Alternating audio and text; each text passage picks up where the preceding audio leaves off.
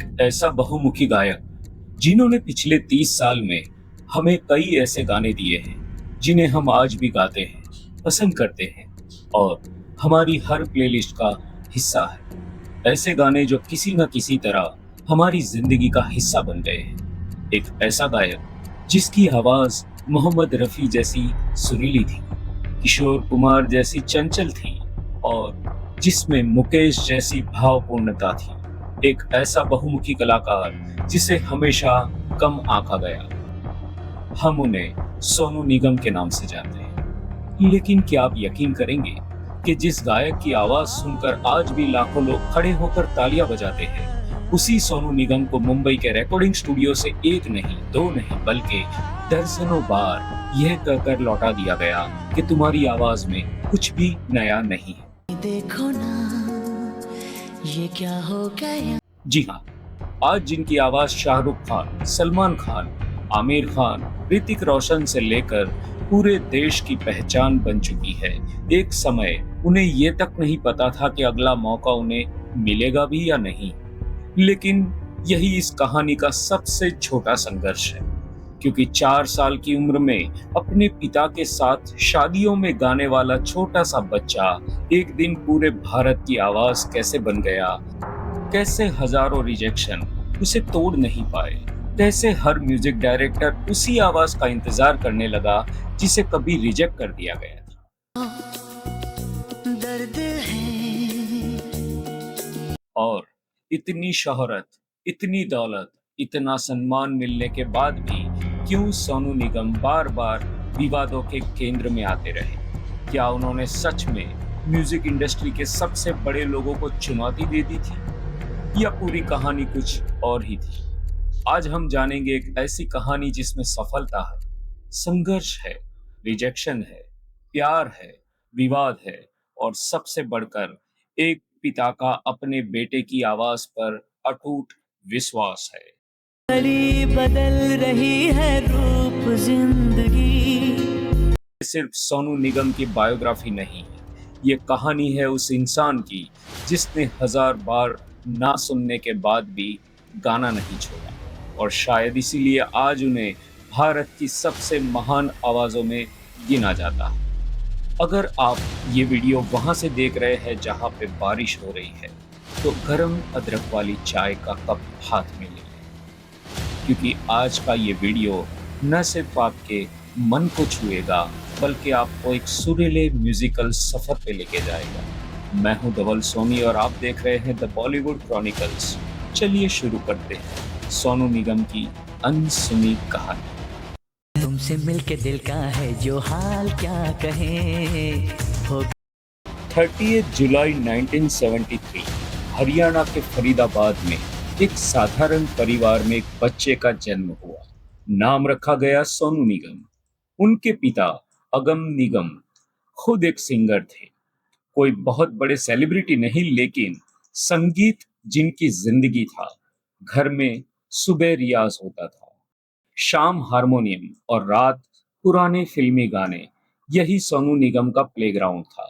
दूसरे बच्चे खिलौनों से खेलते, लेकिन सोनू सुरों से खेलते थे। कहे ये तुमको इंतजार में हूं ना। फिर आया वो दिन जिसने सब कुछ बदल दिया। सोनू की उम्र सिर्फ 4 साल की थी। एक शादी का कार्यक्रम था, अगम निगम स्टेज पर गा रहे थे। तभी छोटे सोनू धीरे धीरे माइक तक पहुंचे और उन्होंने गाना शुरू किया, क्या हुआ तेरा वादा। पूरा हॉल तालियों से गूंज उठा। लोग एक दूसरे को देखने लगे। इतना छोटा बच्चा और इतनी साफ आवाज। शायद उसी दिन पहली बार उनके पिता को एहसास हुआ कि उनका बेटा सिर्फ गाना नहीं गाएगा, एक दिन इतिहास बनाएगा। ये है 4 दिन बाकी है बेकार दिन। लेकिन हर गिफ्ट अपने साथ एक सेक्रीफाइस भी लेकर आता है। जैसे जैसे स्टेज शोज बढ़ने लगे, वैसे वैसे स्कूल पीछे छूटने लगे। दिन में किताबें, रात में स्टेज, सुबह सफर और फिर अगला शो। धीरे धीरे पूरा परिवार समझ चुका था कि सोनू की मंजिल क्लासरूम नहीं, रिकॉर्डिंग स्टूडियो है।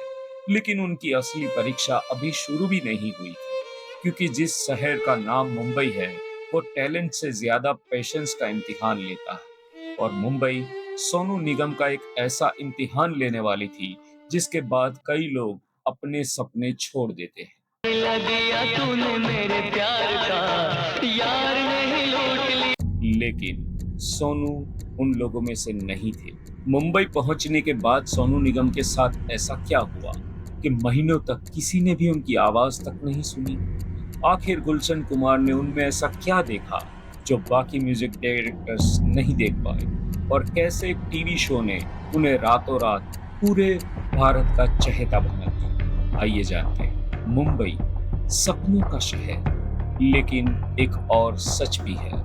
मुंबई सिर्फ सपने पूरे नहीं करती, पहले उन्हें तोड़ती है। 90s की मुंबई फिल्म स्टूडियो के बाहर हर रोज हजारों नए चेहरे लाइन में खड़े होते थे। सबके पास एक ही सपना, बस एक मौका मिल जाए। सोनू निगम भी अब उन्हीं चेहरों में शामिल हो चुके थे। दिल दीवाना दीवाना। फरीदाबाद की तालियां अब मुंबई में किसी काम की नहीं थी। यहाँ ना कोई उनका नाम जानता था और ना ही कोई उनकी आवाज को। सुबह पापा के साथ एक स्टूडियो, फिर दूसरा, फिर तीसरा, दिन भर सिर्फ वेटिंग। कभी रिसेप्शनिस्ट बोलती सर मीटिंग में है, कभी असिस्टेंट कहता डेमो छोड़ दीजिए, कभी जवाब मिलता आवाज अच्छी नहीं है। लेकिन अब रिक्वायरमेंट नहीं है। एक दिन, 2 दिन, एक हफ्ता, एक महीना, महीने सालों में बदलने लगे, और हर रात घर लौटते वक्त सोनू के दिमाग में सिर्फ एक ही सवाल होता, क्या मेरी आवाज वाकई इतनी बुरी है? पल रुका ख्वाबों का कारवां। लेकिन इसी स्ट्रगल के बीच एक इंसान उनकी जिंदगी में आया, जिसने सिर्फ उनकी आवाज नहीं सुनी बल्कि उनका फ्यूचर भी देख लिया। वो इंसान थे गुलशन कुमार। उस वक्त टी सीरीज तेजी से आगे बढ़ रही थी। गुलशन कुमार नए सिंगर्स को मौका देने के लिए जाने जाते थे। जब उन्होंने सोनू की आवाज सुनी तो उन्हें एक अलग ही बात महसूस हुई। उन्होंने सोनू से कहा, मोहम्मद रफी जी के गाने गा सकते हो? सोनू के लिए यह सवाल ही सबसे बड़ी खुशी था, क्योंकि बचपन से ही रफी साहब ही उनके सबसे बड़े आइडल थे। और फिर रिलीज हुई एक एल्बम, नाम था रफी की यादें। कैसेट धीरे धीरे मार्केट में चलने लगी। लोग हैरान थे, ये लड़का है कौन? आंखें बंद करो तो लगता है रफी साहब खुद गा रहे। कैसेट हिट हो गई। सोनू निगम का नाम पहली बार घर घर पहुंचना शुरू हुआ। बहारों फूल बरसाओ। लेकिन इसके साथ एक नई प्रॉब्लम भी आ गई। हर कोई कहने लगा ये दूसरे मोहम्मद रफी है। सुनने में ये तारीफ लगती है, लेकिन सोनू के लिए ये सबसे बड़ा प्रेशर बन गया था, क्योंकि वो रफी बनना नहीं चाहते थे, वो सोनू निगम बनना चाहते थे। और इसी फैसले ने उनकी पूरी करियर की डायरेक्शन ही बदल दी। उस दिन के बाद सोनू ने सिर्फ गाना नहीं, गाने को समझना शुरू किया। हर कंपोजर का स्टाइल, हर एक्टर का एक्सप्रेशन और हर इमोशन की आवाज, रोमांस, दर्द, खुशी, देशभक्ति, क्लासिकल, पॉप, वो हर जॉनर में खुद को ढालने लगे। यही वो क्वालिटी थी जो आगे चलकर उन्हें बाकी सिंगर से अलग बनाने वाली थी। यू बोले पिया बोले, क्या ये बोले जा। लेकिन अभी भी एक प्रॉब्लम थी। इंडस्ट्री के लोग उन्हें जानते थे, लेकिन इंडिया अभी उन्हें नहीं जानता था। और तब उनकी जिंदगी में एक टीवी शो आया जिसने सब कुछ बदल दिया, सारेगामा। उस वक्त म्यूजिक रियलिटी शोज नए थे, और होस्ट के रूप में जब सोनू निगम टीवी पर आए तो लोग सिर्फ उनकी आवाज ही नहीं, उनका अंदाज भी पसंद करने लगे। उनकी मुस्कान, विनम्रता और कंटेस्टेंट्स के साथ उनका प्यार, हर घर में सोनू निगम एक अपने जैसा इंसान लगने लगा। अब वो सिर्फ सिंगर नहीं थे, घर घर का चेहरा बन चुके थे। और फिर 1997 में आई फिल्म बॉर्डर। गाना था, कंधे से आते हैं हमें तड़पाते। जब ये गाना रिलीज हुआ तो सिर्फ एक फिल्म ही नहीं, एक आवाज हमारे दिलों में हमेशा के लिए बस गई। Railway station, army campus, school functions, radio, हर जगह सिर्फ एक ही आवाज सुनाई देती थी, सोनू निगम की। मत्थम चांद जलने लगा। अब मुंबई जो कभी उनकी आवाज सुनना नहीं चाहती थी, उसी मुंबई ने हर बड़ा म्यूजिक डायरेक्टर उन्हें अपने फिल्म में लेना चाहता था। लेकिन सक्सेस के बाद सोनू निगम की जिंदगी में एक और तूफान आया, जो उनके करियर से भी बड़ा था। एक ट्वीट, म्यूजिक माफिया पर आरोप और इंडस्ट्री के सबसे पावरफुल लोगों से टकराव। आखिर सोनू निगम ने ऐसा क्या कह दिया था जिससे पूरा बॉलीवुड हिल गया था? और इतनी शोहरत के बाद भी क्या उनकी पर्सनल लाइफ वैसे ही खुशी थी जैसे स्क्रीन पर दिखती थी? लेके मैं जावांगा दिल दे। लेकिन कहते हैं ना, जितनी बड़ी सफलता उतनी ही बड़ी परीक्षा। और सोनू निगम की जिंदगी में ये परीक्षा किसी फिल्म से कम नहीं थी। जिस इंसान की आवाज पर पूरा देश फिदा था, एक समय ऐसा भी आया जब वही आवाज टीवी डिबेट्स, अखबारों की हेडलाइंस और सोशल मीडिया का सबसे बड़ा विषय बन गई थी। 2017, एक ट्वीट और देश भर में बहस। 24 अप्रैल 2017 सुबह सुबह सोनू निगम ने सोशल मीडिया पर कुछ ट्वीट किए। उन्होंने तेज लाउड स्पीकर से होने वाले शोर पर अपनी राय रखी और कहा कि सुबह उनकी नींद खुल जाती है। बस, फिर क्या था? कुछ लोगों ने इसे नॉइस पॉल्यूशन का मुद्दा माना, दूसरों ने इसे धार्मिक विवाद का रूप दे दिया। कुछ ही घंटों में news channels, debates, Twitter, Facebook, हर जगह सिर्फ एक नाम था, सोनू निगम। उनका समर्थन करने वाले भी थे और विरोध करने वाले भी थे, लेकिन सोनू निगम ने अपनी बात पर कायम रहना चुना। लेकिन यह विवाद खत्म भी नहीं हुआ कि कुछ साल बाद उन्होंने सीधे उस सिस्टम पर सवाल उठा दिए जिससे उन्हें खुद पहचान मिली थी। सुन जरा सोनिए सुन जरा। 2020 पूरी दुनिया महामारी से जूझ रही थी। उसी दौरान सोनू निगम ने एक वीडियो जारी किया। उन्होंने कहा कि म्यूजिक इंडस्ट्री में नए कलाकारों के लिए रास्ता आसान नहीं है। उन्होंने यह भी कहा कि कुछ प्रभावशाली लोग पूरे सिस्टम पर असर रखते हैं। इस बयान के बाद इंडस्ट्री में फिर बहस शुरू हो गई। कुछ कलाकार उनके समर्थन में आए, कुछ ने उनकी बात से असहमति जताई। लेकिन एक बात साफ थी, सोनू निगम हमेशा जो महसूस करते थे उसे खुलकर कहने से कभी नहीं डरते थे। लेकिन कैमरे के पीछे वाला सोनू कैसा है? स्टेज पर हजारों लोगों के सामने गाने वाला इंसान असल जिंदगी में काफी शांत माना जाता है। उन्होंने मधुरिमा निगम से शादी की। दोनों का एक बेटा है, निवान निगम।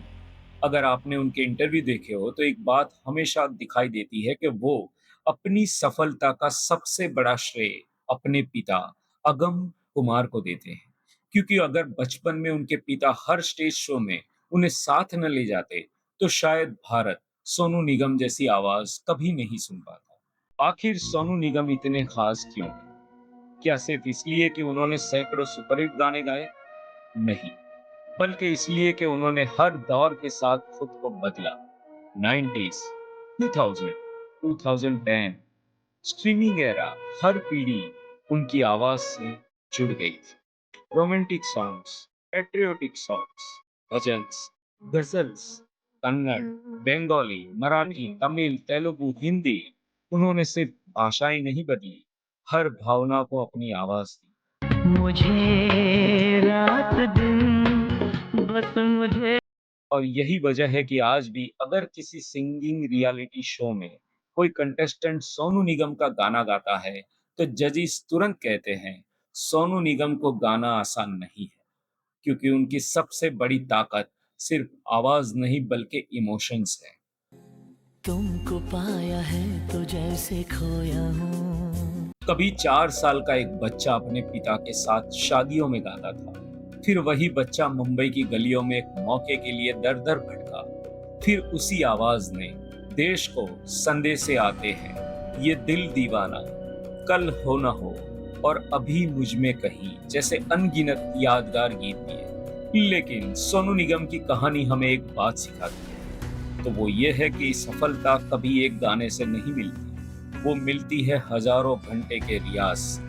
सैकड़ों रिजेक्शंस से और उस भरोसे से जो एक पिता ने अपने 4 साल के बेटे की आवाज पर किया। शायद इसीलिए समय बदलता रहेगा, नई आवाजें आती रहेगी, लेकिन कुछ आवाजें सिर्फ गाने नहीं गाती, वो पूरी पीढ़ियों की याद बन जाती है। और सोनू निगम उन्हीं आवाजों में से एक थे।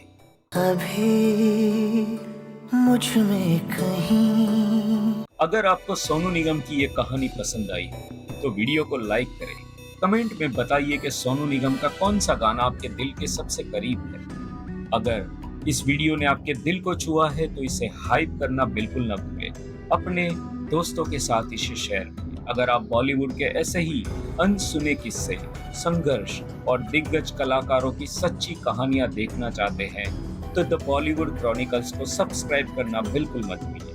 बहुत जल्दी मुलाकात होगी अगले वीडियो में। आपसे धन्यवाद।